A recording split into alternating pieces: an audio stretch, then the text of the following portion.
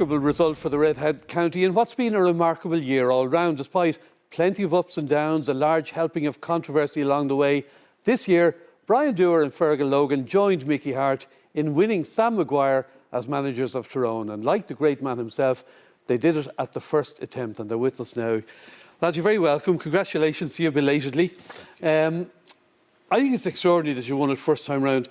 Given the rankings, you were way down the rankings in truth. Now, you might have felt it, and obviously every manager sets out to win the All-Ireland. What was your expectations given Dublin were there, Kerry were there, maybe Mayo and Donegal ahead of you, Feargal?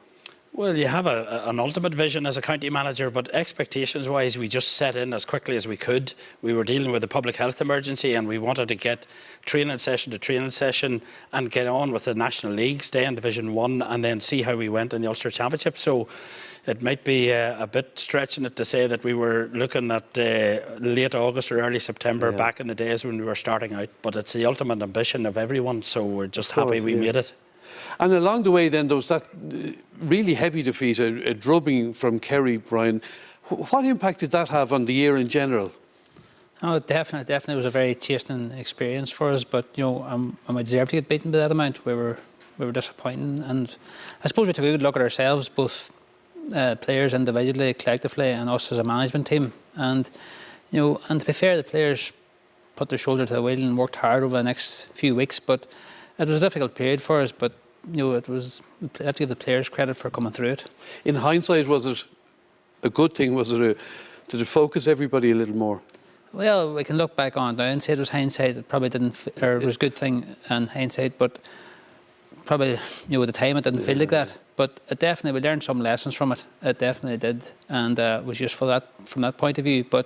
And maybe affected our way we played.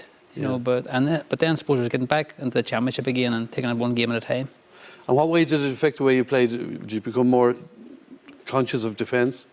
Well, we had become more conscious just the balance between defence and attack. You know, we got that balance a bit better. It was a bit more experimental during the league. And I suppose that we only had 4 league games with the semi-final, and we were still experimenting at that stage, so I suppose it was just part of the evolution. Yeah. What about the two of you working together, Feargal? I mean, you don't have much time to make decisions in the heat of battle. Are you always on the same wavelength, or would you ever have different opinions?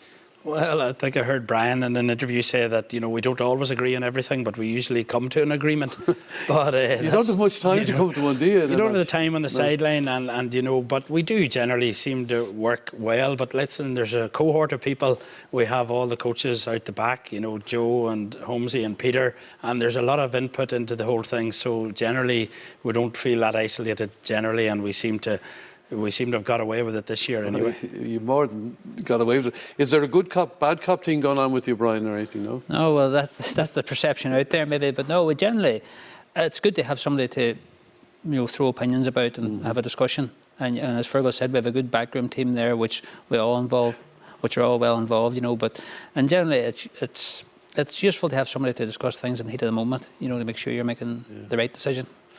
The joy it brought to your county that day, I mean, I'm sure you never thought you'd get to the final, given all you went through and conceding at one stage the semi-final.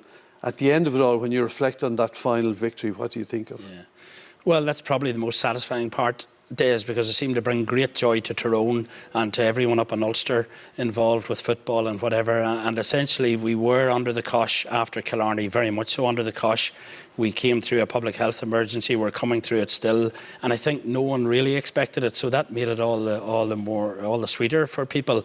But I suppose ultimately it's great that the players have medals in their pockets and have achieved the ultimate.